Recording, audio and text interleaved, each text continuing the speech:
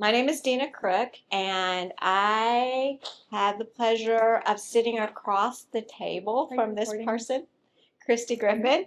But just a little bit about me. I was a special education teacher. I was a dyslexia teacher. I taught at Texas State University.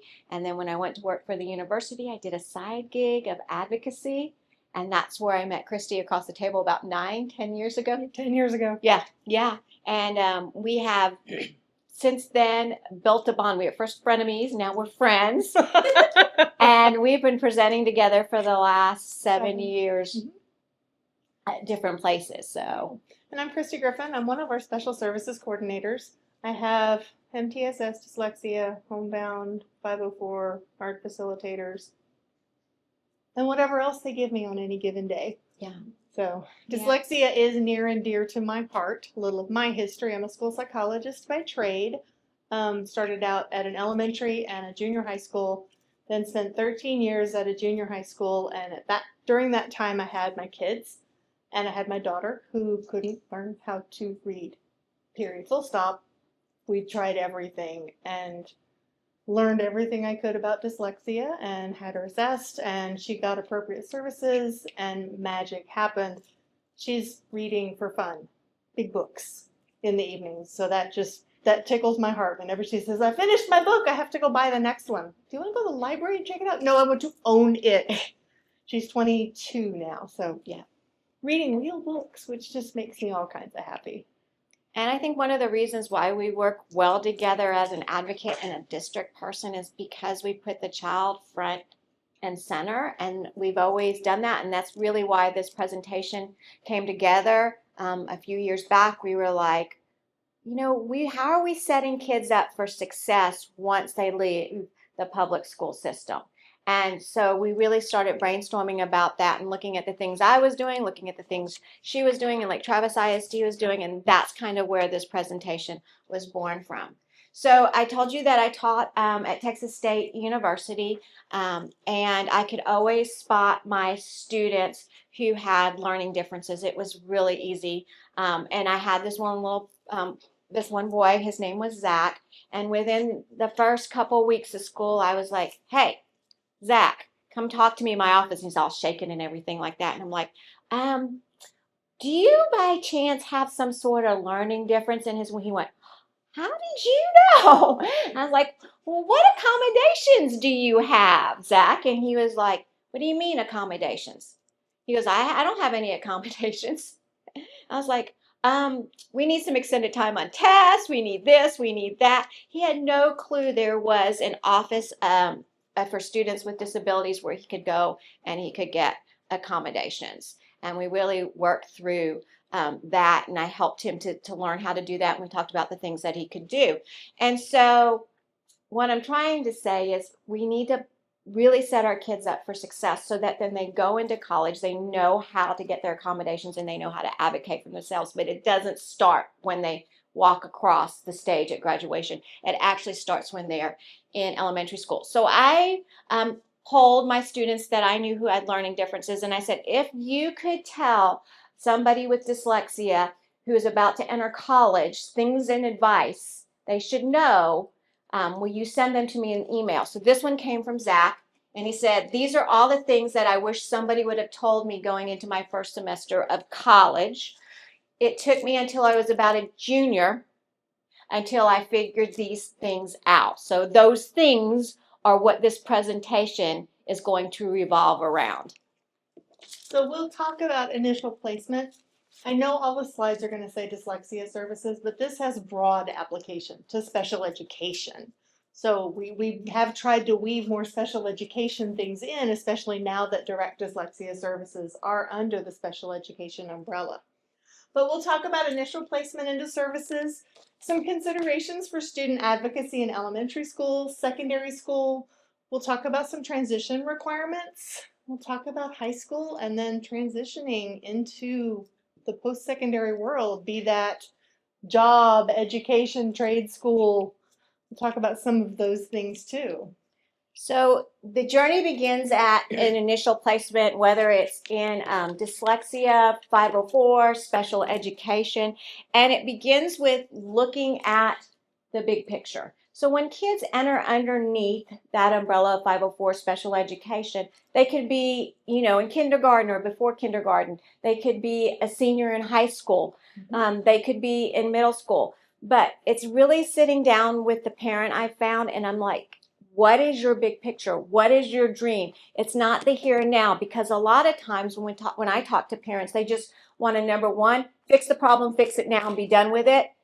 Or they're like, they don't want to acknowledge it, and it's not there. So just as an example of looking at that big picture, what's beyond school, I was working with a second grader. We were working with a second grader, but I was on the advocacy part, and the child clearly qualified as a student with dyslexia and a severe learning disability on top of that. And Dad was adamant he wasn't going to put his second grade child in special education. She didn't need it. She would learn, blah, blah, blah. And I mean, I spent hours on the phone with this man. Didn't want her labeled. Yeah, man. And finally, I don't know why this just popped into my head. I'm like, what is the big picture for your daughter when she's done with school? He wants her to go to West Point. And if she's in special ed, she won't be able to go to West Point. We just laugh about that. But, okay, so I'm like, well, if she can't read and she can't write, she's not going to pass the entrance exam to get into West Point, right? She's not even going to be able to have the grades to get into West Point. And all of a sudden the light bulb went off, and Dad's like, I think we ought to put her in special education. So she was in special education under the dyslexia umbrella from second grade to sixth grade. And now she's thriving in the world. She doesn't need to be under special education. She's 504. She's graduated from his dyslexia services, and she's doing really well. So sometimes we need to start to see, what is the big picture out there? Because we're moving towards that big picture while we're still working through the grades. That's important, is to know where we're going after this is done. So in elementary school, this is kind of where it needs to start. We need to start talking to our kids about their disabilities and about their accommodations and about the supports they have in place. Obviously, with very grade level appropriate language, but with the eye that when you walk across the stage, I want you to be able to tell me who you are, what you got, and what you need. So we want to start engaging our students in those conversations. We'd like to start pulling them into their ARDS and 504 meetings in 4th or 5th grade, because they have such a voice in what they do. There is nothing more powerful than an ARD facilitator reading an accommodation and the kids saying, I don't ever use that. Why is that in my paperwork? Having their voice and being able to say, the student said in those deliberations, is huge. Now, it may be that the kid says, I don't want that, and we can have a good conversation about why we need that and why maybe you should be using that. So it's a great learning opportunity for kiddos. At the elementary level, our dyslexia teachers spend a lot of time with their students talking about dyslexia, talking about their accommodations, making sure that they're starting to get comfortable with that, because I think it's real important. Because a lot of times a parent is like, I don't want my kid to know they have this. But we have to have those conversations. We at the school have to have those conversations with the parents about, here's kind of why we need to know. Because your kid's going to ultimately have to be able to explain to somebody who they are, what they got, and what they need. And too, emotionally and social emotionally, they already know that they learn differently. And different is not bad or good. It's just different. And that's one of the things we try to get across to kids. It's powerful to know why different, that there's a reason for the different, rather than sitting in the corner going, God, I'm dumb because I just don't understand this stuff. And if somebody can have those conversations, it's very powerful. So when we start pulling them into the ARD process, it's not all 4th and 5th graders that are ready. Click, click. Click, click. I'm sorry. I'm like, wait. Was I supposed to talk about something? No, I'm sorry. It's all good. When we start pulling students in to do the accommodations with us in the ARDS, it's really important that usually the school now will do those accommodations. I always ask, will somebody go through the accommodations and the parents go through the accommodations?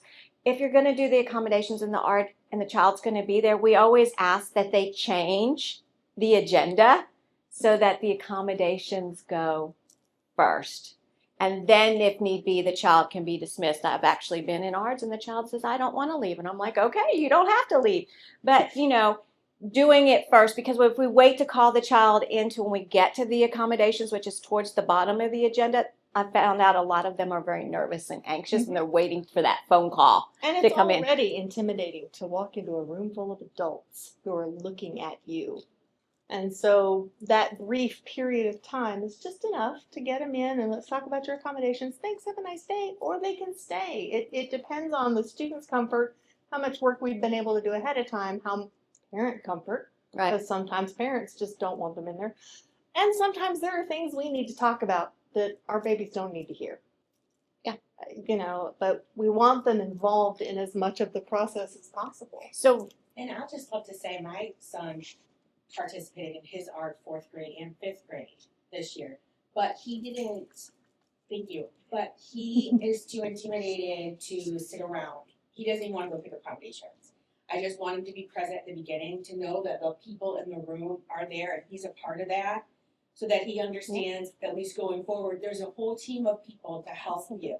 But he's like, I don't want to go through that, I just want to leave. We're like, And sometimes we've had kids come in and just introduce themselves. Yep. Hi, I'm Christy, and I'm the student y'all are going to be talking about, and I can't do any more of this. And that's okay because they've had the experience of walking into that big scary room with all the adults. and it's baby steps, right? And some of us, don't take as many steps to get to a certain place, and some of us need to take more steps to get to a certain place. We all take steps to our end goal, but we never take the same amount of steps. So I really think there's a benefit to having the students in the ARD meeting. First, the parent sees that the school really cares about their kid, right? We care about your kid. They're important. We want them to be part of this. Second, when you put that child in front in the meeting, the whole atmosphere of that meeting changes. Because sometimes I feel like it's this, and it should never be this. I mean, sometimes it has to be, but it should, in the majority of the time, it should never be this. It should always be our focus is here on the child. And so the whole atmosphere of the room changes once that child enters into the meeting. And there's a lot of benefits for the kid, too. The student's self-awareness is going to increase. Their self-confidence, their ability to talk in front of that big scary room of adults. And it's going to lay a foundation for a lifetime of being able to say, this is who I am, this is what I got, and this is what I need. So in middle school, we're going to continue that self-advocacy. So we've done the self-advocacy at being at the meetings, whether it be 504 or the ARD committee meeting, but there's another level of advocacy that we start because now we have 7 different teachers, right? And so not all the time are those 7 different teachers, do they remember my accommodations that I'm supposed to have? And it's no fault of their own and the teachers, but sometimes they need a little reminder. And so the student has to start to advocate from themselves. Miss, I get a hard copy of those notes. Where are you going to put them so you don't have to hand them to me every time? I just go and I pick them up. Or, I need this test read to me. Where's the speech to text? Do you have it, on the computer so I can listen to it for text to speech, speech to text? I always get them backwards. My brain, I know. It's good. But they start to have to advocate for themselves some more on the teacher level. And so one of the things that we like to do, or I have my students do, is have their accommodations in their folder, paper folder, and highlight the ones they really, really need and use. So they're self-aware. Again, you have to be self-aware of what your accommodations are. Because how can you say, parents will say, well, they didn't get their accommodations. Well, the child doesn't know their accommodations. How does the parent know they're not getting their accommodations? So it's really important for them to have those accommodations somewhere in their folder. Now they can have them on their Chromebook, right? Some kids rather have paper copy, Chromebook. Where did Sean, my kid, always had it in his wallet in his back pocket. So when there was a sub, he was able to, and I really need this. And when he chose to go to school, but that's another subject entirely.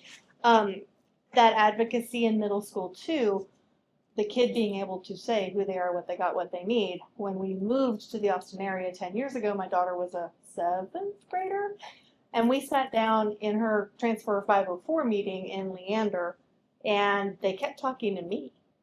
At some point I was like, stop, talk to her. She's the kid, she knows what she needs. And she was able to say, I'm Rowan Griffin, I have dyslexia, here are my accommodations. I will have teachers say that I never ever use text to speech, but I really need it there because sometimes I get to a point and I get so tired and I need it to read to me. So it's that level of advocacy that we want all of our kiddos to get to. Mine did it because they're mine and it's what I do for a living. So I drilled it into their little brains that they needed to be able to do that. Trusted teacher. And we'll also talk, thank you, I broke my foot 2 weeks ago, so I'm discombobulated as all get out. We'll at the middle school, we'll set up sometimes the student with a trusted teacher to be able to sit down and say, hey, these are my accommodations, and to have that conversation. Sometimes we've written IEP goals about it because the student needs that extra push, needs that case manager to help make sure we get that meeting scheduled. So we're sitting down and having that conversation, building that advocacy. Yeah, so advocacy goals, they can be built in the middle school and in the high school, and they have been really positive when we use those. But they don't have to be if you have people willing to, sit down and practice, learning how to email teachers, saying, I don't want to talk to them, but I need to tell them this, and teaching those email habits. Yes. So important. Our kiddos are also getting so much better at technology in middle Yes. school. So there's so much technology that we need to make sure that they understand how to use. So their case manager, their dyslexia teacher, their classroom teacher, working and supporting them. How do I turn on that text to speech? How do I do this? How do I turn on spell check? And just continuing to work with them on all of those tools. There's also some special considerations for 8th grade. Before a student turns 14, so the annual are that they are 13, we have to start addressing transition services. Transition services are defined as a coordinated set of activities. That's what TEA calls them. And they are designed to help the student move from school to post-school activities. And according to TEA, there's several items we have to consider, if appropriate, in the ARD meeting. We have to talk about involvement. So we have to talk about appropriate student and parent involvement. And we've had that kid in the ARD, so we've already been encouraging that involvement in the process. We have to talk about a functional vocational evaluation, if appropriate. That's a very formal kind of assessment with a student to get some idea of competencies. We think more of our 18 plus, our life skills population might need that kind of evaluation to help guide the direction that we're going. We have to talk about post-secondary education. What are we doing to get ready when we do walk across that stage? We have to talk about referring to outside agencies if appropriate, like Texas Workforce Commission, and our ARD committees have all of that documentation to give to families. We have to talk about what are we doing to facilitate independence. We've been doing all of that come talk in your ARD meeting, so there's some independence right there. And whatever we need to do to help foster that student's independence. We have to talk about appropriate post-secondary goals. The student will go to community college. The student will get a job in food services. Yeah. That kind of goal the student will. What do we do? And it can change every year. Because if you ask some 13-year-olds what they want to do, they want to play football. And so the student will see what it takes to play professional football. A goal like that. So they have to kind of get in and do some of that research and talk about it. And in the high school, they have to have an IEP goal in their, they have to have an IEP goal that is geared towards transition. And it's a little bit more extensive. I want to go to Stephen F. Austin. So They have to research Stephen F. Austin, see what the GPA is. They have to see what courses they take. It's really interesting the things that they do with these types of goals. And I think the first time I saw a transition goal, I was like, but where's the baseline data? Because we don't have any baseline data. We And do there's have- not. Yeah, and we do have to address that formal transition goal at this age 13 before they turn 14 hard. A lot of times we will call a reading comprehension goal a transition goal because you got to be able to comprehend what you're reading to fill out a job application. Yeah. So until we start getting into really what are we doing when we grow up kinds of conversations and setting those goals, sometimes we will just call those very obvious reading comp, math calculations. Some of those goals can be transition goals. And then by the time a student turns 18, they're responsible. They just became the adult. Yes, you just became the adult. So they're responsible for inviting the parent to the art. They can choose not to invite their parents to the arts. They can sign themselves out of special education if they so choose. Fortunately, most of our families have amazing relationships and it's not really an issue. But by the time they're 18, unless there's some kind of supported decision-making agreement in place, the kid's the adult. Good to know, isn't it? So if they're a senior at 18, you might not even know about their art meeting. That's scary. Sorry. I'm looking. Let's not scare people, Dina. And we do have a transition liaison in the district. Brad Openhouse can help with questions about those transition things. Help get you pointed in the right direction for guardianship stuff. You need an attorney. You need to do stuff. She just went through it. I just went through it for my mother. It's amazingly the same process. We're sitting down with Brad in 2 weeks. So And they're reaching out with people when the high school to sit down and do transition meetings with families. It's really neat. We haven't had that before. no, we haven't because we haven't always had a Brad. So going back to the technology, I think technology is key. So this is one from some of my students, and one of them wrote, a thing that really worked for me was using speech to text. I used it with my longer assignments because it allowed me to write faster than I can type them. And I know this student, she sat in the back corner of the room, she raised her hand and she said, Dr. Crook, I said, yes, ma'am. She goes, did you know that I turned all my assignments in using speech to text? No, ma'am, I did not know. Good for you. She was so proud of herself. And I'm talking, she did her lesson plans that way. She did all her reports, her chapter reflections. Everything she did was speech to text. And then another student wrote and said, two of the most important things that have helped me incredibly is an online program called Natural Reader. Natural will read PDFs. You can take pictures of the textbooks and it will read to you. The second program that's helped me is Grammarly. This program has helped me to improve my writing.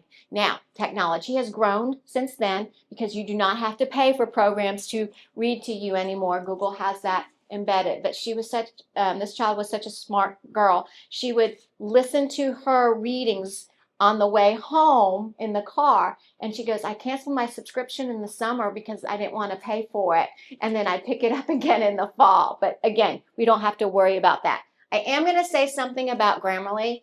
At the time that she was using Grammarly, it was more of catching the mechanical and syntactic kinds of errors, and now it's an AI tool. So we have to really be careful on the types of digital editing revision tools that we're using with our children at home, because we do not want to change their voice in writing. And AI changes the voice of the writer. So you have to be really, really careful. In fact, like Travis has moved away from using Grammarly for that fact, and they have another AI program that helps with writing, but it looks at the students writing the content and it probes them to think about certain things and how they can make it better, but it's still the student's voice, which I think is really, really cool. So, but we still want them to learn to use their editing tools in Word and in the Google Word, whatever. Google Docs. The Google Docs. See, I'm not a Google person. The free version of Grammarly is less AI because I still use the free version of Grammarly because I guarantee if you ever get an email from me, Grammarly has read that and make sure I put that question mark and that comma and that period in there because I'll just start typing and I miss things. So I use that for proofing my emails. and fixing spell check errors and stuff like that. I don't pay for the voice changing stuff because I want it to be my words. And the speech to text technology has gotten a lot better because now it will put periods in for you with your sentences. Mm-hmm. So I love that. So then we get to high school, the big, scary high school, which really isn't that big or that, okay, it's that big, but it's not that scary. But this is the first major step at scaffolding that we really want the student to think about what they really need in their learning environment to be successful. We'll talk in a minute. Not everything that we can do at public schools, they'll do at college. So we really want to start having good conversations about those accommodations and how those accommodations are being used. And we also want to start talking about the level of services because we know that when they leave the high school, they are no longer underneath the special education umbrella. They're under the Americans with Disabilities Act. And so some kids are totally ready to fly and to go from special education and transition into 504 and getting their accommodations. They don't need specially designed instruction. There's no reason to write any kind of IEP goal for them. To be successful, they just need their accommodations. And for parents, that's a harder conversation than it is usually for the student, right? And it's always good to know that, okay, for some reason, if we don't do or we're not being successful under 504, we can go, it's not immediate, but we can go back in underneath the special education a new referral. Go back to the special education umbrella. Or sometimes they get to high school and there's so much more going on in organization and things like that. Sometimes we go from 504 into special education. So we've gone both ways, but what I really like to do the majority of the time if they're a special education student is really start talking to that parent in middle school, beginning of high school, to see about transitioning them into 504 because it's going to look more like post-secondary in the real world with the Americans with Disabilities Act. Which is not to say we won't continue special education services if appropriate. Because if it's appropriate, we're going to do it. But if we don't need that SDI, that specially designed instruction piece, because special ed eligibility is two-pronged. You have to have a disability and you have to have a need for that specially designed instruction. And if we're sitting around the art table going, what is our SDI? What is our goal?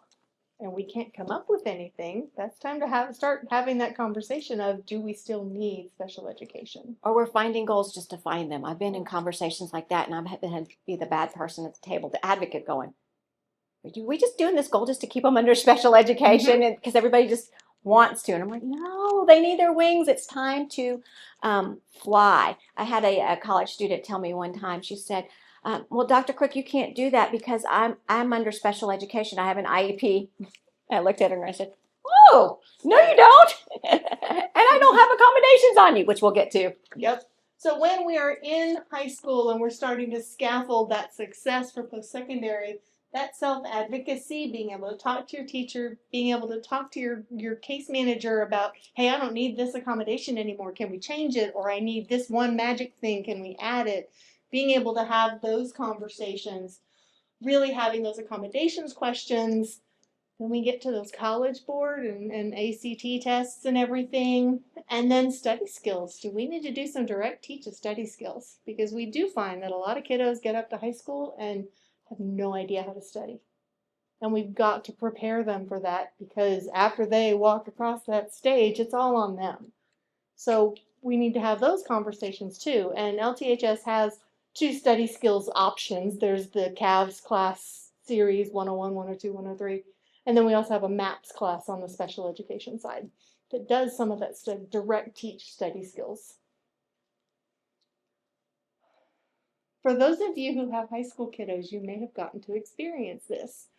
By the time our kiddos move through high school, we're starting to have them facilitate their own ARDs. We have a script that their case manager sits down with them. This is the old script, so this isn't quite right, and this may actually be my 504. This is my 504 script. But the idea is that the student says, hi, my name is Christy. This is my mom. This is my dad. This is my case manager. This is my principal. The reason we're here is for my annual ARD. Yeah. School psychologist, do we need any new testing? literally having them drive the conversation. And it's a beautiful thing when it happens. It sure is. I cried the first time I saw it, not in the ARD meeting itself, but it was actually my nephew. He's the one I was talking about who went from 504 into special education in high school. And so it's Zoom. It was Zoom time. That's when we were all Zooming everything, right? And he started doing the script and leading the ARD meeting, and my mouth just like fell open. I was not expecting this, and it kind of threw off my advocacy hat for a second. And I afterwards I just like called her and I was like, oh my gosh, that was the best thing ever. But this is the strength of that.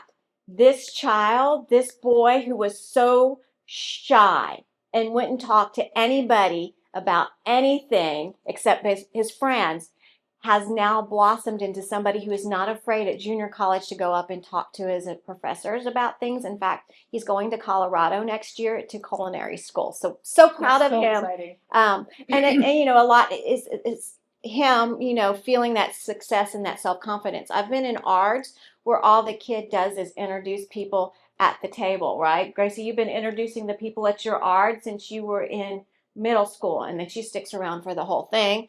And then She'll go ask for her own ARDs. Not on me. you don't want one right now? Okay. Okay. But, and then some kids can read part of the script. Some kids just want to do their accommodations. So it's just a really neat thing to see them driving the bus on this one, because that's what they're going to have to do if they're going to post-secondary school. It gets them that much closer to this is who I am, this is what I got, and this is what I need. So one of my students wrote this. It goes back to that advocacy. When you struggle with a specific section or learning objective in a class, go to the teacher. They want to help you, and most likely you do not understand. I love this, because you missed something while you were taking notes or got distracted. Go to the teacher as soon as possible, because the longer it takes you to get help, you could fall behind. That is so important. We need for our kids to feel comfortable going to teachers for help. And not all the time are teachers approachable, but that doesn't mean teachers don't care. So teaching them those self-advocacy skills of sending an email, looping your parent in and looping your case manager in to talk about why you need more help, setting up a time. At the high school, they have times where they can go in and get more help, or there's the National Honor Society that has tutoring time after school. There's lots of different things. But when they get to college, it's being able to go and sit and do office hours with that instructor. And office hours don't have to be in person. They can now, a lot of times I was doing them via Zoom towards the end of my tenure at Texas State. So when it comes to the College Board assessments, that SAT, the ACT, all of those assessments, there's a process that students have to go through to get their accommodations. They have to request those accommodations. Jen McNeil at the high school is amazing helping with this process. It comes down to, can we document the disability? The type of documentation the College Board asks for varies depending on the disability and the accommodations you're requesting. For my daughter, we just sent a copy of her last 504 plan and for her calculator and extra time, and it wasn't a problem. She got her 4-function calculator and her time and a half to take her SAT. And it helped immensely, because the first time she tried it without, she was going to do it without, and it didn't work so well. We were able to get them for TSIs too. So that was real helpful for her. Students with IEPs or 504 plans don't automatically get accommodations. The College Board can say no, and they do. The College Board is looking for how long has the student been using the accommodations and how independently are they using the accommodations. Yes. Okay, so I pulled my mama card with her when my oldest Hannah was in at the high school. She took her first SAT. She has bad anxiety. She didn't do well. And so I called Christy up and I said, can we get a 504 for anxiety so we can get her extended time on her SAT and ACT? And she said, no, we can get her a 504 for extended time, but the College Board's going to look for 6 months to a year of having those accommodations in place. So we're not going to do a 504 today, send it in, and have the College Board approved. Because they're going to say, look, the kid's been fine up until now. So why now? And so it needs to have a little more time for the college board to say yes. Yes. So, we've walked across the stage. Pomp and circumstance has done its thing. And it's time for our babies to move into the post-secondary world. Be that trade school, college, university, community college, the world of work. There's a lot of things that need to happen. There's an amazing document, and I looked a couple of days ago, and it is still there. They haven't taken it down, that the federal government has published called Students with Disabilities, Preparing for Post-Secondary Education, Know Your Rights and Responsibilities. And it's a great walkthrough about that transition from special education in Section 504 into the Americans with Disabilities Act, talking about the burden of who is supposed to provide the documentation. There are some colleges, and we'll talk in a minute, that require a lot more documentation than we do in public schools, and it's not our responsibility anymore. It's your responsibility as families to get the evaluations or the documentation needed if the university requires it. So we have this thing, know before you go. Starting in their junior year, they think they get 2 college visits a year. So if you're going with your student to do your college visits, there's typically this generalized, here's the campus kind of tour, and then there's a tour usually of the school of interest, business, pre-health, education. But you need to schedule another appointment while you're visiting that school, and that is to the Office of Students with Disabilities, so that the child knows where the office is, they see the people, they meet the people, you can ask questions. Now, you just can't walk in and say, hey, we have some questions for you, because they're very busy people, and they probably won't be able to accommodate you usually, but you need to call and set up an appointment to talk to one of the people or counselors that work in the Office of Students with Disabilities. It's really important that they see and know and see some of the things that they can get. Usually the websites do a really good job of saying, here's how you get in, or this is what you need to do. But there's also sometimes some tools and technology that kids with disabilities get that other students don't get. And so knowing what those other things are, just having a good tour. It's important to be able to know where that office is, because you're not going to be able to pull your child up and say, okay, go get your accommodations now, let's go in and get them, right? Because who is it that's having those conversations? It's the kid. It's the kid. Mama doesn't get to be there. They're not going to talk to you. Unless they wear the FERPA rights, yeah. Well, yes. And they most of them will not do that. No. So go see that Office of Disabilities, where to get help. But when we kind of did a informal little look around at different universities in this area, they all have a different name. So not all names are the same, but it's the Office of Disability Services. Google it in the search engine of the school, and you'll see what they call it. All right. You have to... No, it's me. It is still kind of you, but I'll do it. Is it? Oh, it is still me. Okay. You have to apply for for your disability, and like we said, it's going to vary from campus to campus what is expected. For example, some campuses let you self-report your disability. Like Texas State or Texas A&M. You can self-report. We can give your paperwork, your last art and your last evaluation from the school. They'll take that, and it's fine. But University of Texas is a little bit pickier. They want a DSM-5 diagnosis. And as soon as they update the new Diagnostic and Statistical Manual, they'll want that newer diagnosis. And that's not something that public school does. So that's something that would have to be acquired outside. If a university says, great, you've got this evaluation, but it was 4 years ago, we need something more recent, you might have to get a new evaluation completed outside.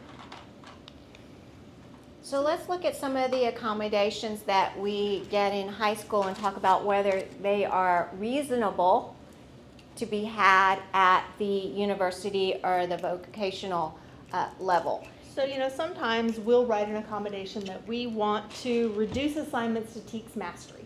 We want to make sure that you've got that perfect kernel of this is the TEK and you understand it and you've mastered it. Can we do that at the university level? No, you cannot do that at the university level. You're not going to be reduced.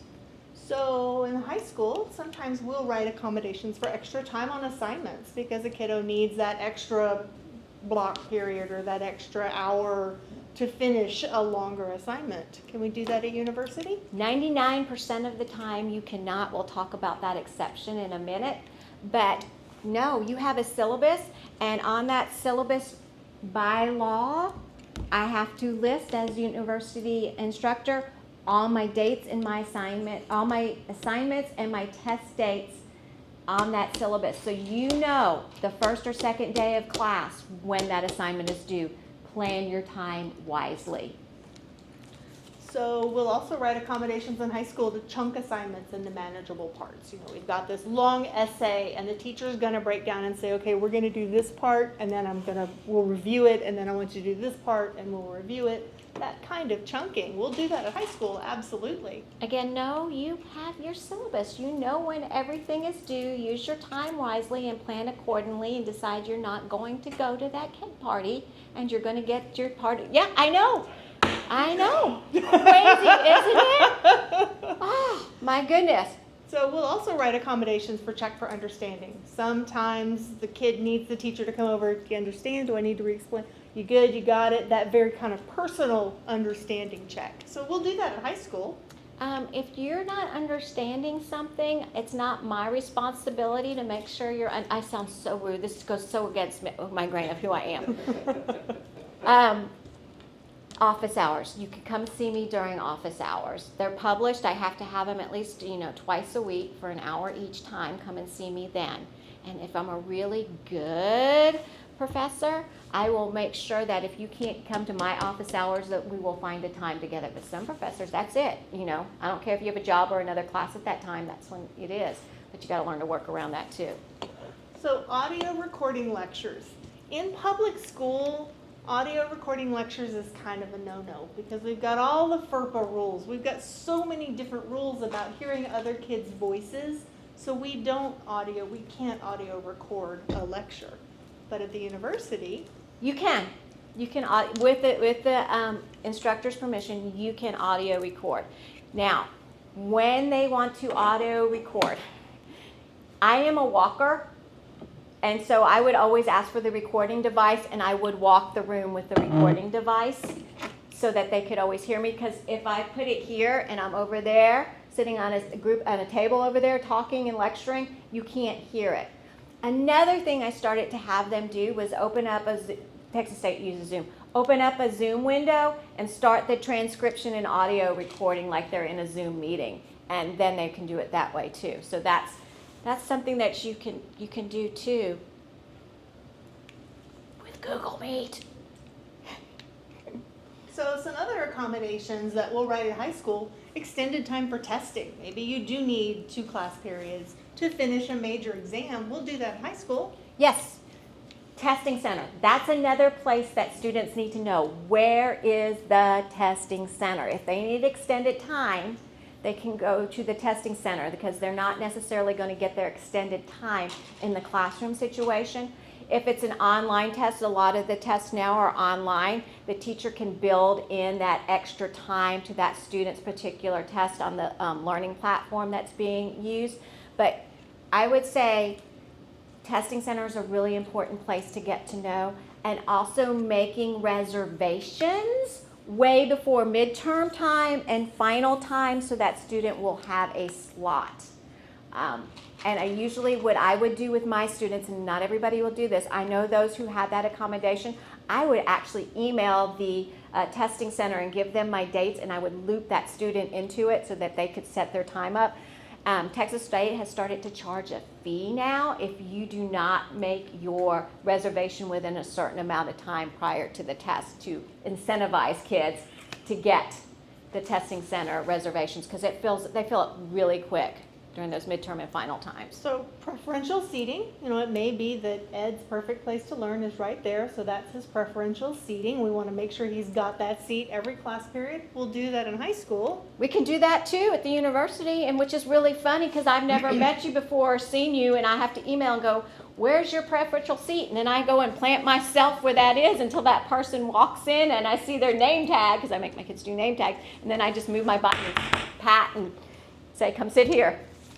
So reduce distractions. Sometimes we've got kiddos that need to sit away from the door because people coming in and out is too distracting, or sit away from the window because all the stuff going on and the mowing the grass and everything outside is too distracting. So we can do that in public ed. Yeah, and we do that too. Again, it goes back to that preferential seating. When they walk in and they always sit in the same place. So make sure the place you sit is the place that is the least distractful and the place that you prefer to sit. A copy of notes or a note taker. We'll do that in public ed, absolutely. I think I need to charge my thingy. And we'll do that too at the university.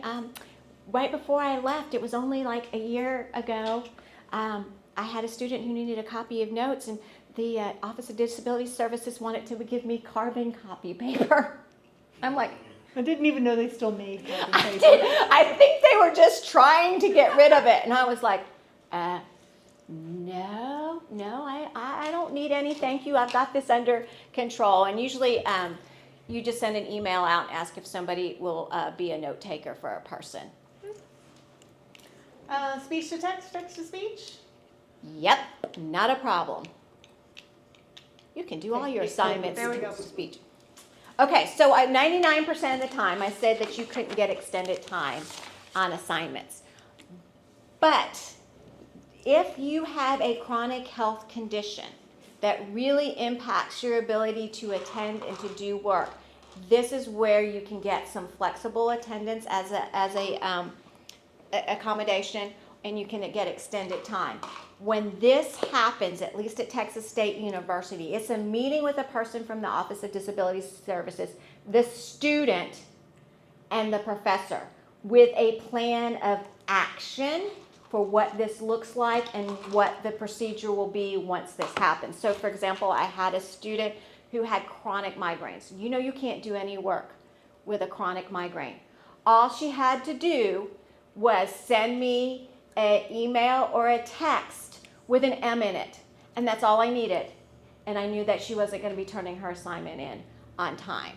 So this is what I mean, 99% of the time. It really has to be because there is some severe chronic medical condition that prevents them from being able to attend class or get an assignment in. And this is that one always looks like a 504 and ARD meeting. For your other accommodations, it's usually just done via email back and forth. There's not usually a sit down.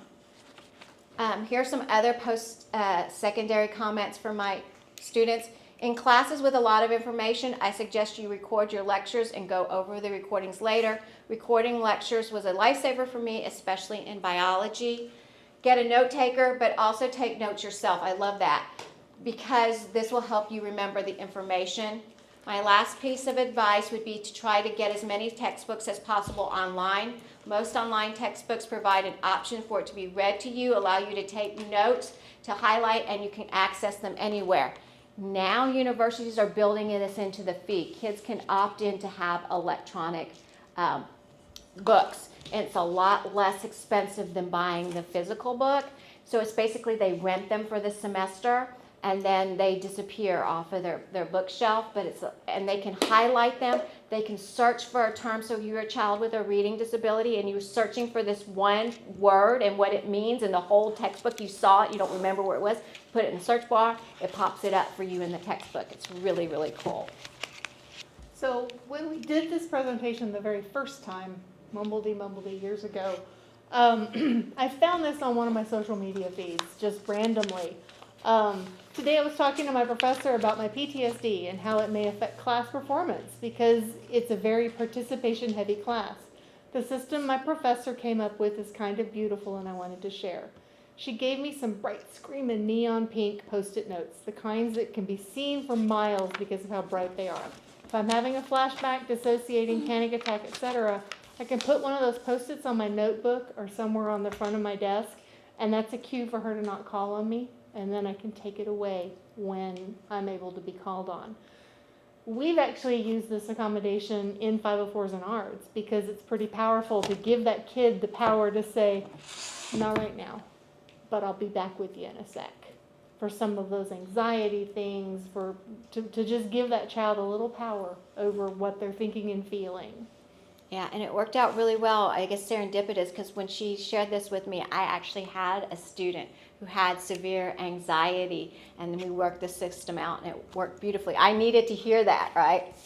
So it So worked the out things well. you find on social media. I know. And then some more.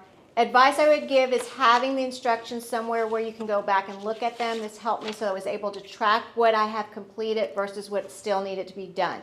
Keeping track of assignments, and this is instructions, but keeping track of assignments is so important because they have, up to minimum usually 4 classes they have to take for full tuition, all the way up to 6 classes. And that's a lot to juggle, and I find that my students work best with calendars that are color coded to the different kinds of classes and what was due and when.